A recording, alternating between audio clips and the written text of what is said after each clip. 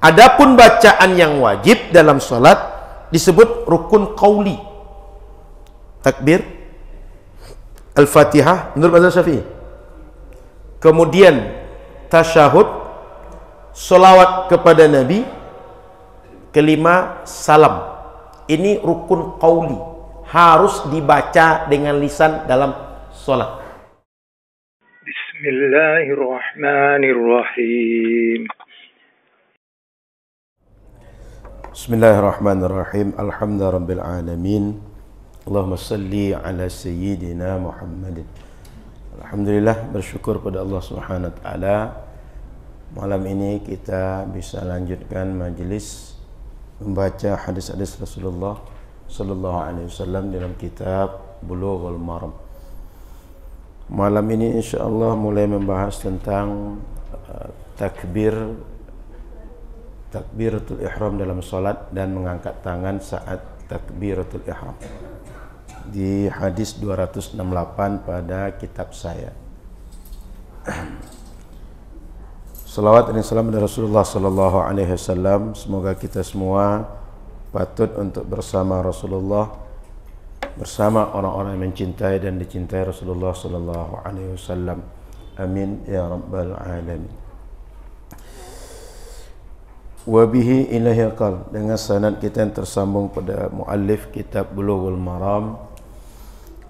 Wa an Abi Humaid As-Sa'idi qal fi sifati salatihi sallallahu alaihi wasallam ra'aituhu idza kabbara ja'ala yadayhi hida'a mankibaihi wa idza raka'a amkana yadayhi min rukbatayhi thumma hara zahrahu fa idza rafa'a ra'sahu istawa hatta ya'uda kulla faqarin makanah fa idza sajada wada'a yadayhi ghayra muftarishin wala qabidhihima wastaqbala bi atrafi asabi'i rijlaihi al-qiblah fa idza jalasa fi rak'ataini jalasa ala rijlihi al-yusra wa nasaba al-yumna wa idza jalasa fi ar-rak'ati al-akhirah qaddama rijlahu al-yusra wa nasaba al-ukhra wa qa'ada ala maq'adatihi akhrajahu al-Bukhari. Diriwayatkan dari jalur sahabat Nabi Abu Humaid As-Sa'idi. Kata beliau dalam menceritakan tentang sifat solat Nabi, artinya kaifiat solat Nabi, tata cara solat Nabi, bagaimana Nabi melakukan solat. Ra'aituhu, aku melihat Nabi sallallahu alaihi wasallam, kata sahabat Abu Humaid, idza kabbara, apabila beliau takbiratul ihram, ja'ala yadayhi hida'a mankibaihi, beliau memposisikan kedua tangan beliau sejajar dengan kedua bahu beliau. Itu hadisnya begitu. Di dalam mazhab Syafi'i kemudian dipahami yang sejajar itu adalah posisi dua tangan kita dengan bahu secara vertikal. Ya, vertikal namanya. Secara vertikal. Posisi jempol itu sama sejajar dengan anak telinga, apa istilahnya? Daging kecil nih. Anak telinga. Dan telunjuk kita sejajar dengan bagian atas kita. Maka dihadapkan ke kiblat, kemudian sejajar dengan bahu ke bawah, kemudian jempol sejajar dengan, dan telunjuk kita sejajar dengan daun telinga atas. Jadi posisi itu menghadap kiblat, bukan begini, tapi menghadap kiblat. Itu dalam hadis ini dipahami mazhab Syafi'i begitu. Wa idza raka'a, ketika beliau ruku, amkana yadayhi min rukbatayhi, beliau memastikan kedua tangannya itu memegang kedua lututnya, tempurung lututnya yang dipegang itu. Jadi ketika rukuk yang dipegang bukan betis, tulang yang depan betis apa Ustaz? Tulang kering atau apa? Asal saja tidak pegang tulang kering. Yang dipegang itu lutut. Disebut orang rukuk bila dia rundukkan badan ke depan dan dipegang kedua lutut dia. Sehingga orang apabila dia, mohon maaf mungkin karena sakit tulang atau sudah tua, dia rundukkan badan ke depan, kemudian tangannya sudah memegang lutut. Cuma seperti ini dia rukuk, ini dah dianggap dia rukuk. Artinya cuma seperti ini bisa aja, tapi bisa dia megang lutut dia dengan dua tangan, sudah dianggap dia rukuk. Adapun yang lurus sejajar begini, itu adalah posisi sempurna. Kita mesti bedakan satu, posisi minimal melaksanakan rukuk. Yang kedua, posisi sempurna. Orang kalau sudah bisa sekedar megang lututnya, badannya cuma mungkin miring 30 derajat atau 45 derajat, sudah dianggap rukuk yang dibenarkan syariat. Adapun lurus seperti badan kita membentuk 90 derajat, itu adalah posisi sempurna. Bapak Ibu, kalau muda macam saya, itu bisa buat 90 derajat badan. Tapi kalau sudah berumur, saya yakin Bapak Ibu bisa menjawab. Itu tidak bisa seperti saya yang muda. Berat. Dan kalau ada orang punya sakit tulang atau sakit badan tertentu, itu berat memaksakan lurus dengan posisi seperti 90 derajat. Oleh karena itu Bapak Ibu rahmati Allah Subhanahu wa taala, yang menjadi patokan rukuk itu adalah badan merunduk ke depan, yang kedua tangan memegang kedua tempurung lutut nih kan. Paham tempurung lutut kan? Yang tulang depan ini. Itu yang rukuk. Kalau masih memegang paha atau memegang di bawah paha, itu enggak yang disyariatkan. Thumma hasara dhahrahu. Kemudian ketika beliau rukuk, beliau mensejajarkan, meluruskan punggung sehingga tidak nampak macam melengkung ke atas, atau tak pula diturunkan ke bawah sehingga melengkungnya ke bawah. Tidak, tapi diluruskan.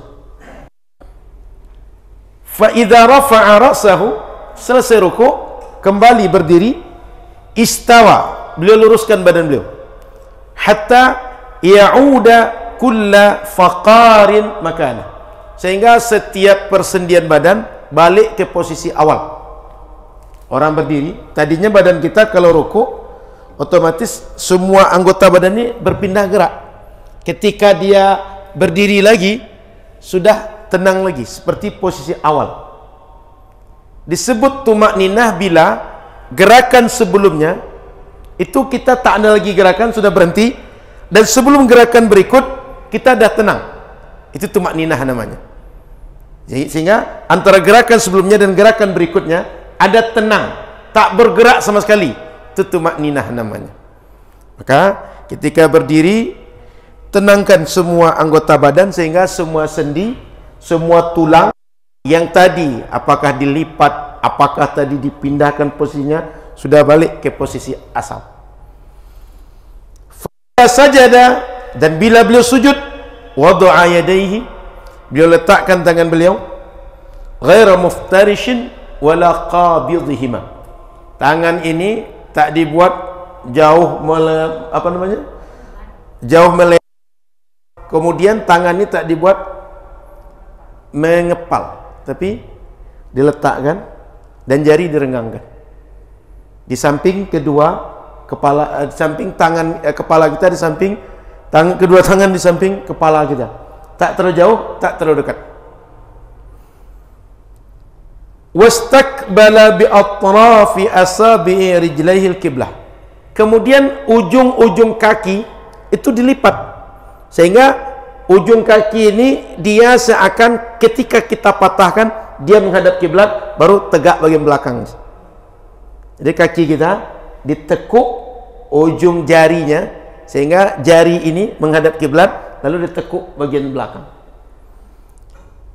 Fa idza jalasa fi rak'ataini, bila beliau duduk dalam 2 rakaat pertama, duduk di antara 2 sujud termasuk tasyahud awal, jalasa ala rijlihil yusra wa nasabal yumna, beliau duduk dengan cara iftirash bahasa kitanya, kaki kanan ditegakkan, kaki kiri dimasukkan ke bawah kaki kanan, tapi pantat tidak menempel ke lantai di 2, baik tasyahud awalnya, baik duduk untuk duduk di antara 2 sujud. Wa idza jalasa fi rak'atil akhirah, kalau beliau duduk untuk rakaat terakhir, tasyahud akhir, duduk paling terakhir sebelum salam, qaddama rijlahul yusra wa nasabal ukhra, beliau masukkan sedikit kaki kirinya dan ditegakkan kaki kanan, wa qa'ada ala maq'adatihi, dan beliau duduk di atas kedudukan tawarruk bahasa kita. Berdasarkan hadis inilah maka mazhab Syafi'i mengatakan sunnah duduk dalam sujud ketika tasyahud awal, ketika duduk di antara 2 sujud, posisinya iftirash, yang kayak kita tasyahud awal tuh, dan rakaat terakhir ketika tasyahud sunnah duduknya dengan tawarruk. Yang tawarruk itu yang pantat kiri kita nempel di lantai, itu tawarruk nama duduknya. Sahabat Abu Sa'id As-Sa'idi tentang apa yang beliau lihat dari Rasul melaksanakan salat. Jadi gambaran sahabat Nabi tadi menggambar bagaimana kaifiat salat Nabi sallallahu alaihi wasallam. Baik, kita tengok poin pertama. Hadis ini menurut itu wajib angkat tangan saat takbiratul ihram, wajib angkat tangan. Sebab Nabi disebutkan angkat tangan. Tapi kata yang lain, enggak, ini sunnah. Kenapa? Ada berapa hadis yang kita baca sebelumnya, saat orang sholat lalu dia salah dikoreksi oleh Nabi, dan hadis berikutnya itu tak disebutkan tentang ngangkat tangan saat takbir. Nabi cuma menjelaskan mulailah sholat dengan takbir, tapi tak jelaskan angkat tangan ketika takbir. Maka takbir itu kata jumhur ulama hukumnya sunnah. Mohon maaf, bukan takbirnya, ngangkat tangan ketika takbir hukumnya sunnah. Takbiratul ihramnya wajib. Mengangkat tangannya saat takbir itu hukumnya sunnah menurut jumhur ulama. Tapi mazhab Zahiri diantaranya mengatakan mengangkat tangan ketika takbir wajib. Maknanya kalau orang tak mengangkat tangan ketika dia takbir, dia meninggalkan yang wajib, tak sah solat dia dalam mazhab Zahiri. Tapi mazhab kita, mazhab Syafi'i mengatakan sunnah hukumnya. Itu maknanya kalau ada orang takbir tapi tak mengangkat tangan bersamaan dengan takbir, solatnya sah karena meninggalkan yang sunnah di dalam solat. Poin yang kedua, hadis ini mengajarkan kepada kita bahwa takbir itu bersamaan dengan mengangkat tangan. Adapun kalau ada orang mengangkat tangan dulu takbir, Allahu Akbar, atau dia takbir dulu baru mengangkat tangan, itu banyak cara yang dilakukan oleh orang salat. Tapi di dalam mazhab Syafi'i berdasarkan hadis tadi, yang dianjurkan kepada kita mengangkat tangan adalah berbarengan dengan kita takbir. Sehingga ketika takbir dimulai Allahu Akbar, Allahu Akbar dimulai, tangan kita bergerak dari bawah ke atas. Kemudian ketika rohnya selesai, tangan sudah bersidekap. Sehingga berbarengan antara kita bertakbir dengan gerakan badan kita mengangkat tangan untuk mengiringi takbir. Dalam mazhab Syafi'i seperti itu. Jadi dianjurkan, lebih afdal caranya begitu. Jadi Allah selesai akbar, ini tutup juga. Allah itu yang kedua. Kemudian Bapak Ibu yang dirahmati Allah Subhanahu wa taala, poin yang selanjutnya, yang ketiga, ada sedikit catatan ulama. Kenapa diangkat tangan saat takbir? Kata ulama mazhab Syafi'i, mazhab Hanafi, li'anna fi'lahu nafal kibriya'a an ghairillahi ta'ala wa takbir itsbatun lah. Ketika kita angkat tangan kita, ini menafikan tak ada orang hebat siapapun orang itu. Lalu ketika katakan Allahu Akbar, yang agung itu, yang luar biasa itu cuma Allah yang disebutkan oleh lisan kita. Jadi tangan kita menafikan kehebatan semua yang hebat, menafikan kebesaran semua merasa besar, lalu mulut kita menyebutkan yang besar itu, yang hebat itu, yang agung itu, yang sempurna itu Allahu Akbar.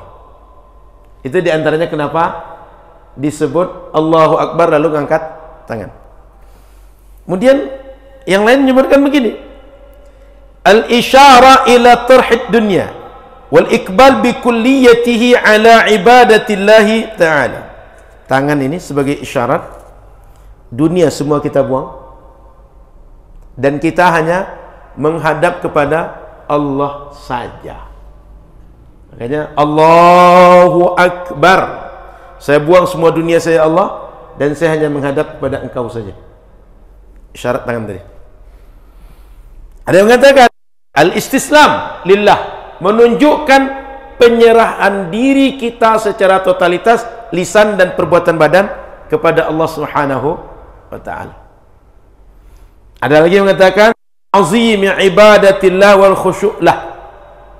Ini bermakna bahwa untuk mengagungkan Allah dan khusyuk kepada Allah, sehingga semua tertahan, terpaku hanya untuk menghadap, untuk beribadah, fokus mendekatkan diri kepada Allah Subhanahu wa taala. Tak ada sibuk dengan yang mana yang benar di antara banyak makna tadi, semuanya mungkin.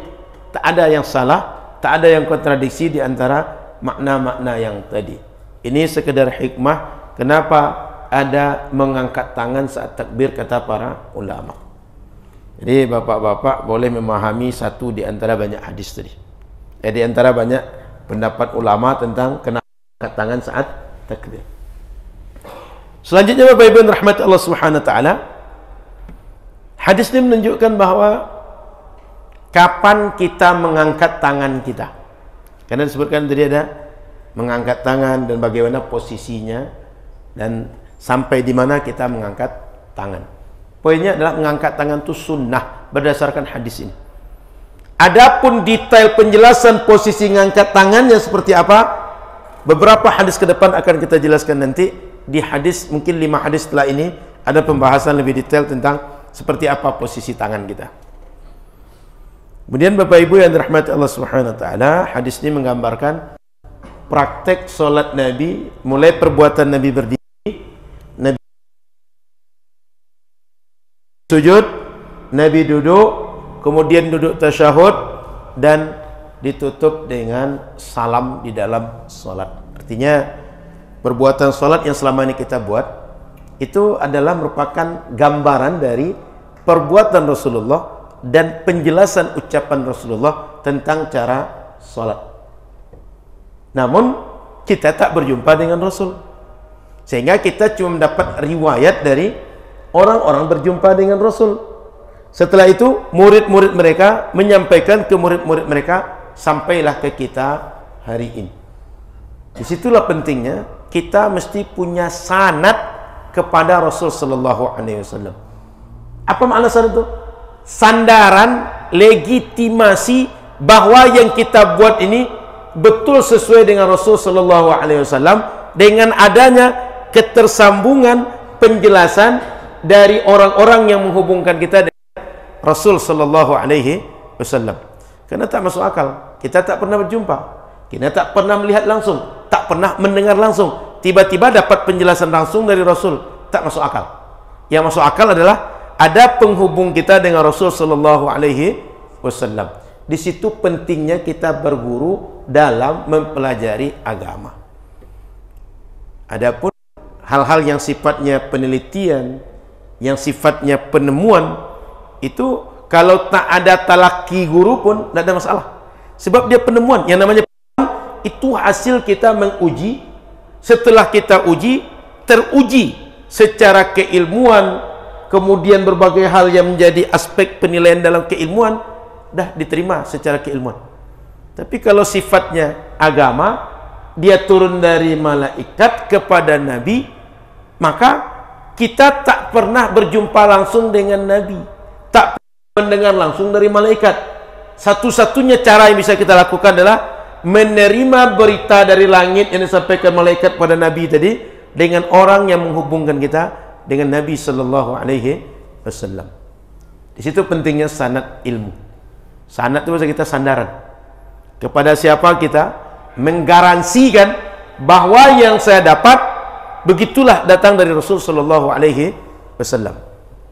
Sehingga ketika orang tanya sanad, itu akan nanya, guru kamu siapa? Guru dia kalau tanya, tuan guru dulu belajar ini, tuan gurunya siapa? Dia sebutkan gurunya lagi. Kalau ditanya terus ke atas, ujung-ujung nanti saya dapat dari Abu Sa'id Al-Humaidi yang tadi itu. Abu Humaid As-Sa'idi, saya nengok Rasul macam ini, maka itulah yang saya kasih tahu. Paham Bapak Ibu? Oke. Baik, sampai di sini kalau ada diskusi kita diskusi. Ada pertanyaan kita diskusi. Silakan. Wassalamualaikum warahmatullahi wabarakatuh.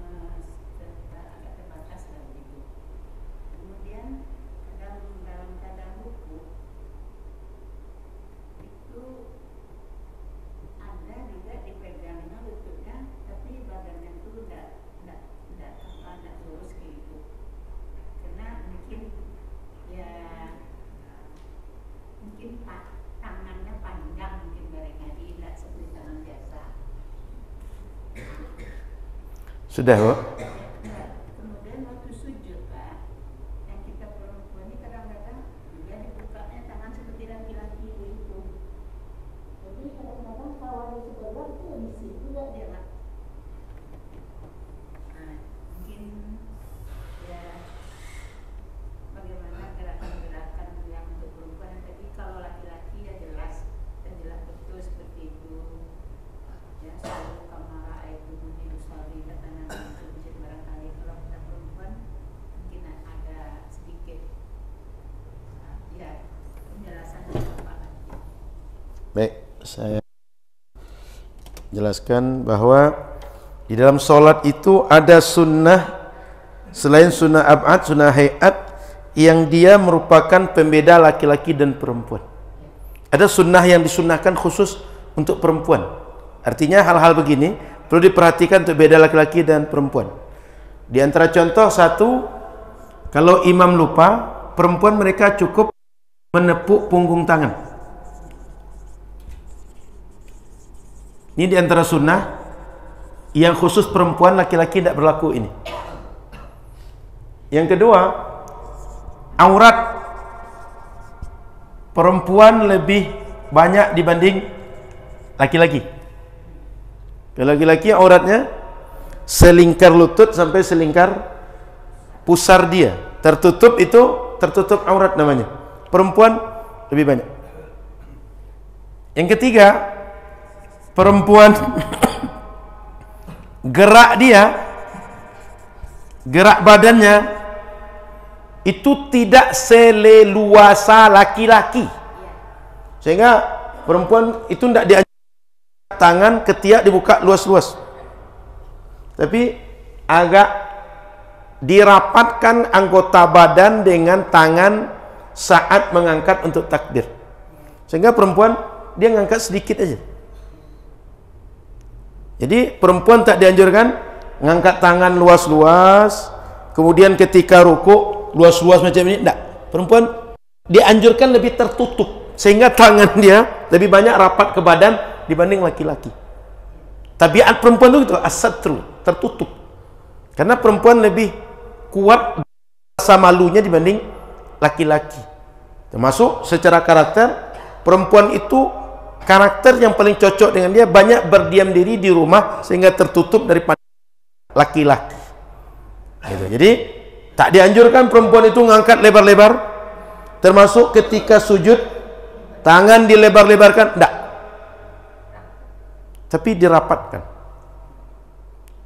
Gitu Bu. Itu diantaranya beberapa sunnah perbedaan laki-laki dan perempuan. Termasuk nanti kalau sholat jamaah, kalau laki-laki tempat terbuka dijaharkan dan segala macam. Tapi kalau perempuan, meskipun di tempat yang terbuka dia sholat jamaah, dia tak seterbuka laki-laki.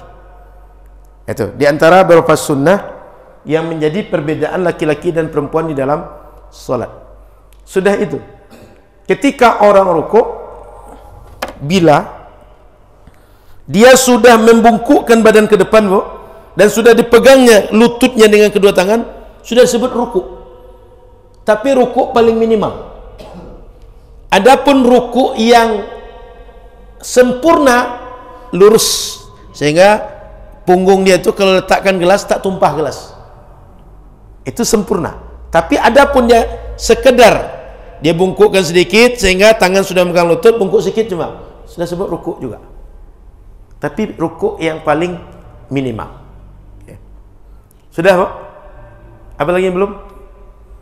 Ya, yang sebaiknya tangan perempuan ini waktu sujudnya di bawah dagu.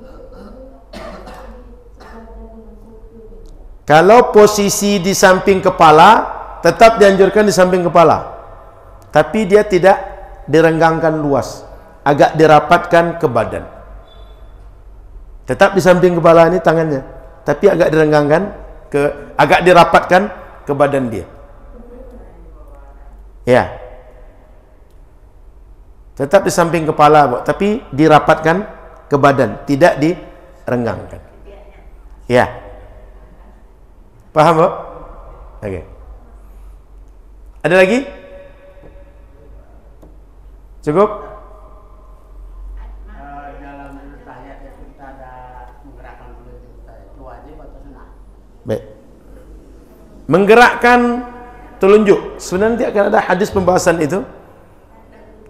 Yang dianjurkan di dalam mazhab Syafi'i adalah mengisyaratkan. Saat kita baca asyhadu an la ilaha illallah, hati kita mengisyaratkan tak ada Tuhan kecuali Allah yang satu, tangan kita mengisyaratkan, mulut kita juga membacanya dengan tak ada Tuhan selain Allah Subhanahu wa ta'ala. Sehingga tiga, badan, mulut, kemudian gerak tangan, semuanya mengisyaratkan kepada tauhid, tak ada Tuhan selain Allah. Makanya dalam mazhab jumhur ulama, Pak, itu bukan dianjurkan menggerak-gerakkan jari telunjuk, tapi mengisyaratkan ketika membaca kalimat syahadat saat tasyahud akhir. Nanti ada hadis penjelasan itu, Pak. Cukup, Pak? Saya tambahkan sedikit. Di dalam sholat tidak ada anjuran merenggangkan kaki berdiri. Kalau ada orang sholat, dia sholat sendirian tapi kakinya ngangkang luas, itu nggak ada sunnah ngangkang berdiri, itu nggak ada. Paham maksud saya? Karena ada orang berdiri sholat itu kakinya ngangkang gini, nggak ada. Yang dianjurkan ketika berdiri dalam sholat adalah berdiri proporsional, sehingga kita anggaplah kalau didorong orang atau disenggol orang, itu tak mudah jatuh ke kiri, tak mudah jatuh ke kanan. Dan kalau berdiri lama, itu kaki kita nggak kesemutan, juga tidak nyaman untuk bertahan lama. Bapak Ibu bisa uji. Orang jarak kedua kakinya cuma mungkin sejengkal atau jarak sekepal. Sekepal atau dua kepal atau sejengkal. Dengan orang berdiri ini bisa diuji nih, mana lebih tahan lama. Paham ya? Sudah itu orang berdiri dengan kakinya rapat. Disenggol orang ini mudah jatuh ini. Makanya dianjurkan berdiri itu proporsional, tidak terlalu lebar keluar, juga tak rapat. Maka dalam mazhab Syafi'i itu jaraknya kalau tak sekepal, sejengkal saja antara kedua kaki kita. Jadi tak ada anjuran kaki itu di kangkang dalam sholat, baik sendirian atau sholat berjamaah. Nggak ada anjuran sunnahnya mengangkangkan kaki, tak ada. Ini banyak lakukan orang sekarang. Ada tengok? Nggak ada sunnahnya ini. Paham Bapak Ibu? Ada juga ibu-ibu ya Pak. Ibu-ibu itu dia berdiri itu dicari pula ibu jari kita, kelingking kita menginjak. Jadi risih juga kita jadinya Pak. Kan tidak menginjak-injakan kan? Yang dicarinya dari kita tuh, yang kita injarkan dan carinya lagi. Jadi kan risih kita jadinya. Baik, jadi tak ada anjuran seperti itu. Yang dianjurkan adalah ketika kita buat soft itu rapat. Rapat mana? Nih, bahu dengan bahu. Tengok. Oke. Lanjut. Hadis berikut.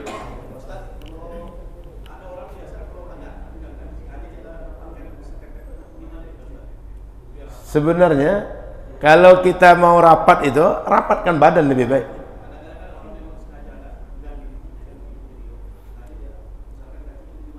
Ada poin yang perlu dipahami dengan baik.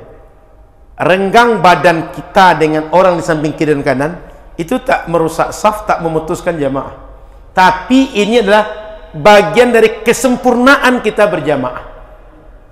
Sehingga jangan sampai sibuk kita, kerja kita melakukan hal yang sifatnya kesempurnaan, tapi ketika sholat tak khusyuk karena kaki orang ini sebelah mana nih gitu. Jangan sampai khusyuk yang menjadi inti sholat hilang gara-gara memikirkan kesempurnaan cara membuat soft dalam sholat. Rapat, lurus, sejajar, itu adalah kesempurnaan soft di dalam sholat, bukan inti daripada sholat itu sendiri. Oleh karena itu Bapak Ibu jangan sibuk dengan hal yang tidak penting lalu meninggalkan yang penting. Ada yang jauh lebih penting, krusial dalam sholat dibanding melakukan hal yang sifatnya tak dilakukan pun tidak ada mengganggu sholat kita. Oleh karena itu tak usah sibuk betul perhatikan sebelah mana kaki orang ini, dah sejajar ke kita belum gitu. Kita apalagi sekarang sudah ada sajadah atau ada karpet di mana posisi kaki berdiri itu sudah ada. Kalau soft itu dibuat, pastikan tumit belakang sejajar. Asal tumit sejajar, itu berdiri orang soft, orang lurus itu. Tapi kalau ujung kaki sejajar, soft itu tak lurus itu. Karena panjang kaki ke depan itu beda-beda. Tapi ke belakang dari kaki ke tumit itu sama semua kita nih. Maka jangan mengukur soft itu dengan ujung jari, tapi dengan tumit sudah sejajar belum? Berarti sudah lurus soft. Apalagi ini sudah ada ini pembeda mana untuk berdiri, mana untuk tidak tempat berdiri. Gitu. Jadi gitu Bang. Jadi nggak usah sibuk memperhatikan kaki orang sebelah mana gitu. Apalagi kalau ada orang sudah kita rapatkan, dia menjauh juga. Tak usah pusingkan memikirkan itu lagi. Mending fokus, saya sholat saya khusyuk, saya menikmati sholat, saya menikmati bacaan imam, daripada mengurus hal-hal yang sepele seperti itu. Ngerti Pak? Dulu kita tak pernah berpikir macam-macam itu. Belakangnya orang sibuk untuk mana ujung kaki orang nih gitu. Sehingga ke dalam sholat itu ada yang diinjak kaki lalu dibalas injak lagi. Sehingga ketika sholat itu kerjanya main injak-injakan. Betul Pak Imam? Itu real, itu betul. Maka Bapak Ibu, ini saya ingatkan adalah menyempurnakan soft dalam sholat berjamaah, bukan penentu. Anggap ada orang di tengah soft, dianggap soft tiang ke tiang ini gabung di ujung satu di sana, sehingga terpisah antara tiang ini dengan yang ujung itu soft, mereka masih dianggap berjamaah. Tak putus soft gara-gara itu, tapi tak sempurna soft.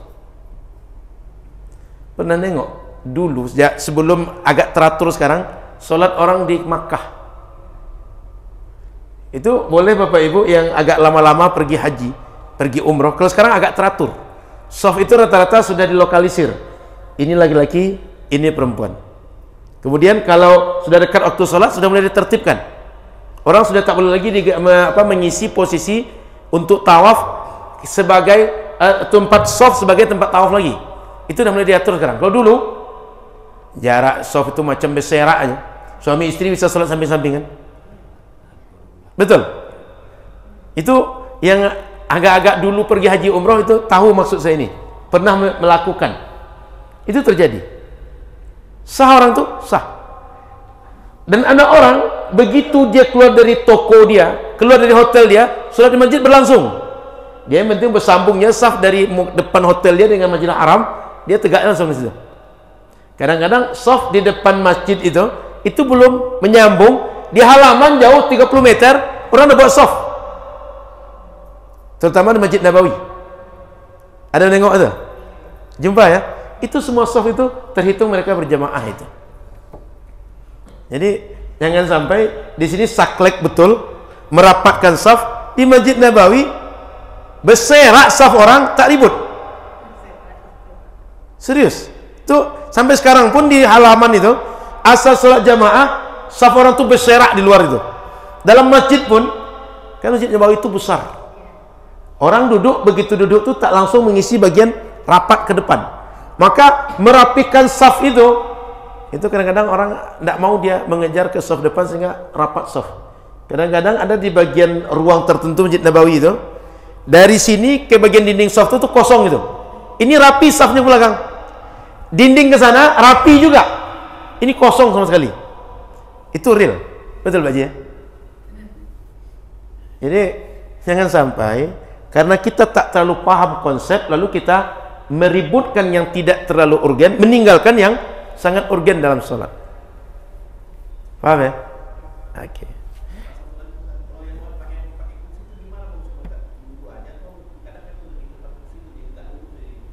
Baik, orang yang sholat pakai kursi itu mesti dia duduk sesuai kemampuan dia, tak bisa berdiri. Artinya kalau ada orang, ini kan kursi ini, saya ini anggap vertigo, kalau berdiri lama itu bisa jatuh sendiri. Tapi kalau berdiri sebentar sekedar Al-Fatihah saya bisa, maka saya mesti Allahu Akbar sampai Al-Fatihah selesai, saya mesti berdiri. Dan mulai agak kunang-kunang, dan mulai tiang itu nampak 7, saya duduk lagi.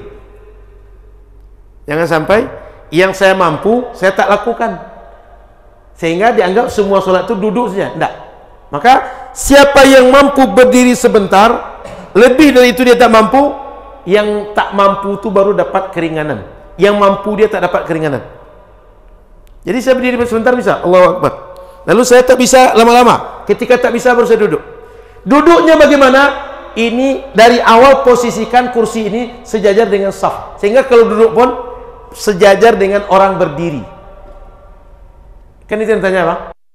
Jadi Bapak Ibu, kalau ruku bisa normal, jangan ruku sambil sujud, sambil duduk. Allahu Akbar, jangan. Kecuali tidak bisa ruku dengan kondisi sambil normal, tapi cuma bisa sambil duduk, silakan ruku dengan begini. Kalau sujud bisa normal, tidak sah dia sujud dari atas kursi saja. Begitu juga kalau i'tidal bisa normal, dia mesti i'tidal normal, ruku normal, sujud normal. Tapi kalau semuanya tak, duduknya itu satu bisa, dari awal sampai salam dia duduk je solat. Paham ya? Jadi solat itu buatlah yang mampu kita sesuai dengan yang kita mampu, yang tak mampu diberikan keringanan oleh syariat sesuai yang kita mampu. Jadi jangan sampai ada yang mampu tapi semua diklaim tak mampu. Itu tak boleh. Tak sah solat orang seperti itu. Cukup? Salam.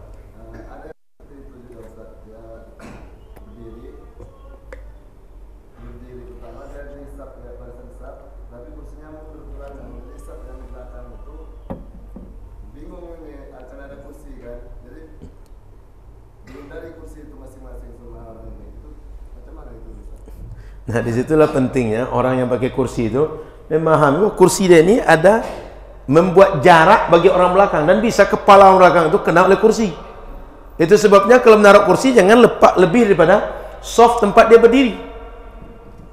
Sehingga dia berdiri itu kalau badan dia akan sejajar dengan orang berdiri nanti. Kenapa? Karena kursi dia berada di baris paling belakangnya segaris dengan soft tempat dia tegak.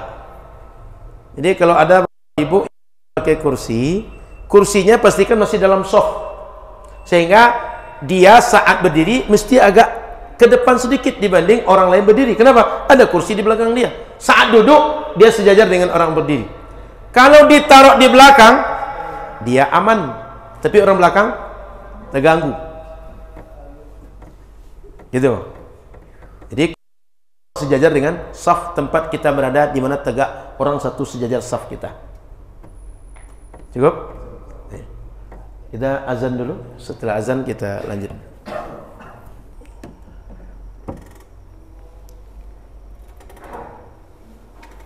Baik, Bapak Ibu yang dirahmati Allah Subhanahu wa taala, berikut ini doanya agak panjang ya. Saya tidak tahu bisa tercover atau tidak. Baik, saya baca dulu.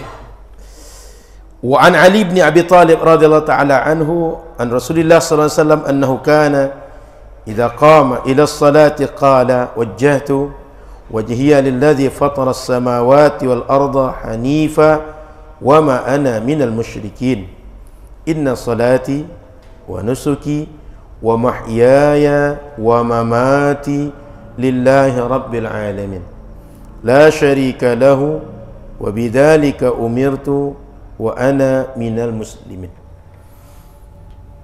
Diriwayatkan dari jalur sahabat Nabi Abu Ali radhiyallahu taala anhu, berasal dari Rasulullah SAW, bahwa Rasul bila beliau tegak solat, setelah beliau takbir beliau baca apa?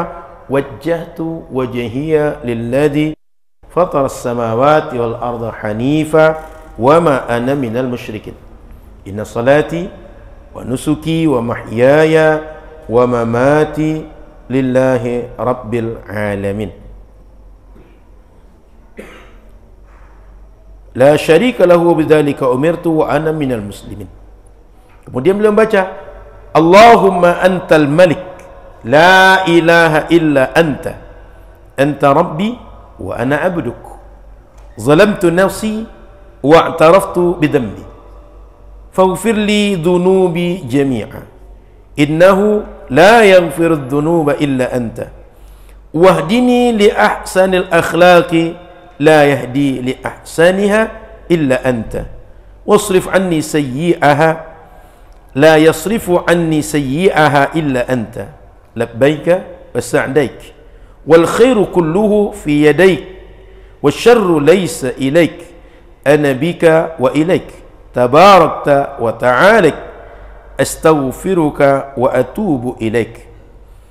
Jadi Nabi ketika iftitah membaca wajjahtu wajhiya sampai akhir tadi, setelah itu ada doa tambahan beliau baca ketika iftitah yang tadi saya bacakan. Setelah itu baca a'udzu billahi minasyaitonir rajim, baru masuk ke Al-Fatihah. Apa yang ingin saya sampaikan bahwa redaksi iftitah ini di dalam sholat ada beberapa redaksi.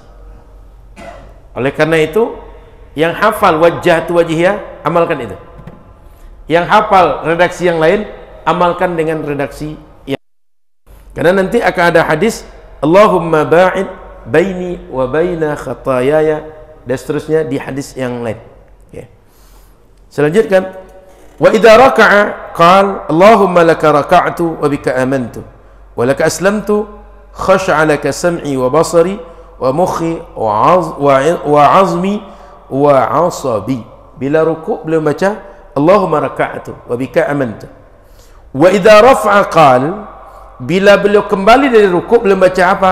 Allahumma rabbana lakal hamd mil'as samawati wa mil'al ardi wa mil'a ma bainahuma wa mil'a ma syi'ta min syai'in ba.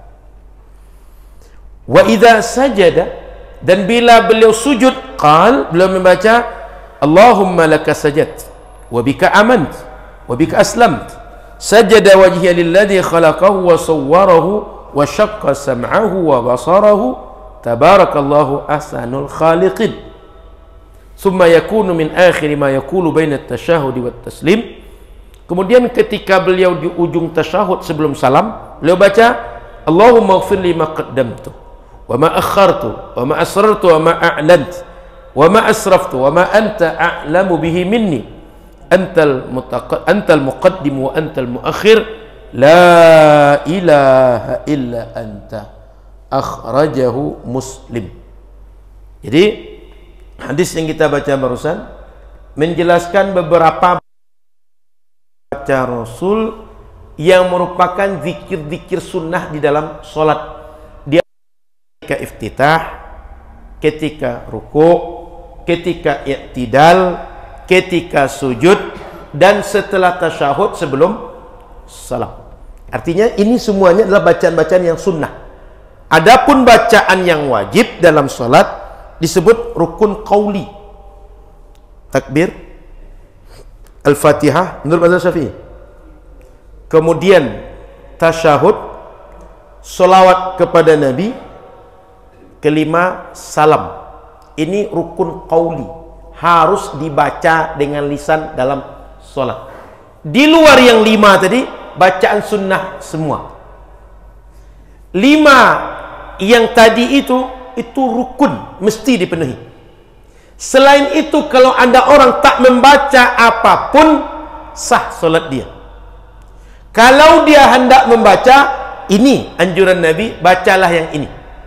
Saat iftitah, wajjahtu. Saat ruku', Allahumma laka raka'tu wa bika amantu. Dan ada hadis yang lain, subhana rabbiyal azimi wa bihamdi. Saat i'tidal, Allahumma rabbana lakal hamd. Nanti ada redaksi yang lain. Saat sujud, subhana rabbil a'la. Di sini ada redaksinya, Allahumma laka sajadtu, dan seterusnya. Dan setelah kita tasyahud, sebelum kita salam, dianjurkan berdoa. Sunnah di situ berdoa. Di antaranya redaksi yang diajarkan Rasul sallallahu alaihi wasallam yang ada di kitab Bulughul Maram yang kita baca tadi. Itu. Jadi Bapak Ibu yang dirahmati Allah Subhanahu wa taala, hadis barusan adalah hadis menjelaskan beberapa bacaan yang disunnahkan di beberapa tempat di dalam sholat. Baik. Sampai di sini. Ada pertanyaan? Silakan.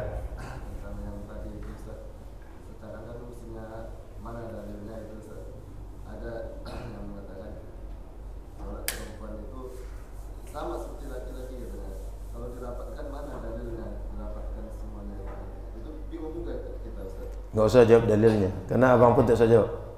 Dia dikasih tahu pun nggak bisa menjawab. Tak bisa dia menerima dalil. Sama dengan kita datang ke dokter, dikasih dokter obat, bapak 3 kali sehari makan pil ini, ibu 3 kali sehari makan pil ini, sebelum makan, ini setelah makan. Tanyalah ke dokter, apa dalilnya dokter gitu. Kok setelah makan gitu? Dokter sudah jelaskan itu. Tapi coba tanya ke orang yang tadi dapat obat di dokter, saya disuruh dokter makannya ini sebelum makan, ini setelah makan. Tak bisa dijelaskan. Kenapa? Tak ilmu dia. Maka orang yang bertanya dalil itu, dia dikasih tahu pun belum tentu dia bisa menjelaskan. Kenapa? Tak punya alatnya. Sehingga kalau tanya dalil, abang tuh saya jawab. Bawa dari sini, saat pengajian suruh tanya di sini. Saya jawab. Kalau ada orang tanya dalil ke abang, bawa ke sini, tanya ke saya jawab. Jangan abang jawab. Karena orang tak mengerti, dikasih tahu oleh orang tak tahu, tak akan selesai masalah. Sama dengan obat tadi. Kalau tanya ke dokter, kok sebelum makan, kok setelah makan, dokter bisa menjelaskan. Tapi orang kasih obat, nggak ngerti dia. Gitu. Maka tugas kita orang awam ini belajar. Apa yang kita dapat dari guru yang mengajarkan kita, itulah yang kita amalkan. Adapun tugas mengunyah-ngunyah Al-Quran, mengunyah hadis, sehingga bisa instan itu diamalkan, kesimpulan harus begini, harus begitu. Boleh abang ikut juga, tapi coba pelajari ilmunya dulu. Masuk pesantren dulu lah, biar belajar juga ilmu nahu, ilmu sorof, belajar ilmu balaghah, belajar nanti ilmu arud, ilmu qawafi, belajar fikih, usul fikih, belajar nanti usul tafsir, hadis dan syarah hadis, sehingga ngerti kok bisa hadisnya diamalkan bukan hadis yang itu, kok bisa ayatnya yang diamalkan bukan ayat itu, kok bisa ayatnya dengan itu disinkronkan, kok bisa hadisnya itu disinkronkan. Itu tak dapat ilmunya dengan oh harus ini kan Quran, ini kan hadis. Tidak bisa sekedar ini Quran, ini hadis, tak bisa sekedar itu. Ada analisa lebih dalam, kok hadis ini, kok ayat itu.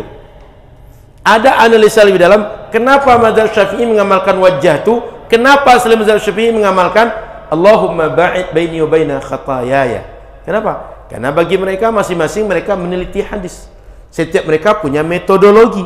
Berdasarkan metodologi masing-masing, bagi saya yang paling baik dibaca, paling cocok dibaca dalam salat wajah itu.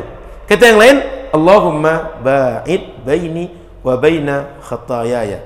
Dan itu bukan sekedar gagah-gagahan, bukan sekedar harus begini harus begitu. Tidak, ada konsep ilmunya.